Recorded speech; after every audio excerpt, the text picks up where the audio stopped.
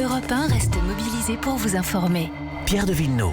Et à 8h14, Pierre, c'est le coup d'œil à l'international avec Didier François. Bonjour Didier. Bonjour Pierre.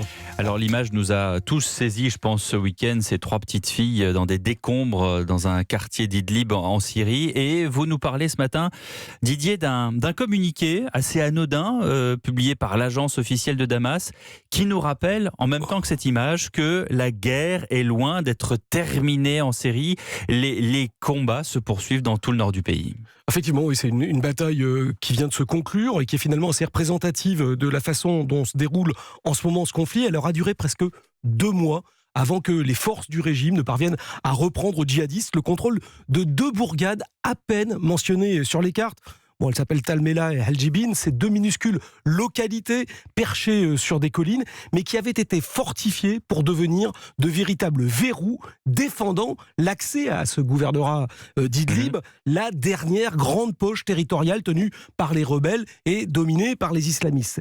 Ce qui explique l'âpreté des combats, l'importance des moyens engagés par les 2 camps, ainsi que la détermination à vaincre. Offensive et contre-offensive se sont enchaînées depuis le 6 juin en une série d'escarmouches particulièrement intenses qui auraient fait plusieurs centaines de morts tant dans les rangs loyalistes que chez les miliciens des divers groupes armés, les forces gouvernementales finissant par emporter ce long bras de fer grâce à l'appui massif de l'aviation russe, lourdement engagée dans cette opération. Mais pourquoi un tel acharnement, j'allais dire, autour de ces villages, alors que le régime de Bachar al-Assad a désormais reconquis toute la Syrie utile? Oui, c'est vrai. Alors, donc, reprise de Homs en 2014, Alep 2016, la Ghouta dans la banlieue de Damas en 2018. Effectivement, le gouvernement syrien contrôle aujourd'hui l'essentiel du pays. Il a de fait gagné cette guerre déclenchée il y a 8 ans, donc en 2011. Mais Damas ne peut pas tolérer durablement l'existence d'une poche de rébellion armée dans le nord du pays.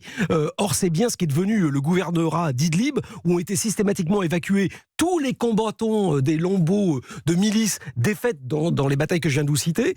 Leurs familles aussi ont été évacuées, et ces réfugiés, quand même très militarisés, sont venus grossir une population locale totalement acquise à la rébellion, créant un point de fixation, une base arrière vitale pour les islamistes, d'où cette volonté du régime et de la Russie de détruire cet ultime réduit. Mais attendez, tous les islamistes d'Idlib ne sont pas des djihadistes? Non, effectivement, il y a dans cette région des groupes rebelles de différentes obédiences, dont des milices pro-turques, essentiellement d'ailleurs regroupées sur la frontière de la Turquie, dans une zone démilitarisée qui avait été mise en place par la Russie et la Turquie.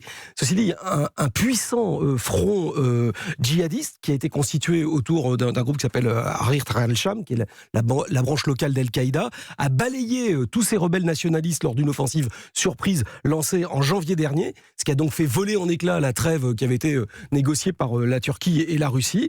On assiste maintenant depuis 6 mois à une véritable guerre d'usure menée par le régime et ses alliés sur les pourtours d'Idlib pour grignoter les défenses périphériques des groupes armés qui sont sans voie de retraite face au danger, finalement unifiés sous la houlette des djihadistes, et qui dos au mur se battent avec l'énergie du désespoir. Donc cette campagne va être très longue et elle sera extrêmement meurtrière.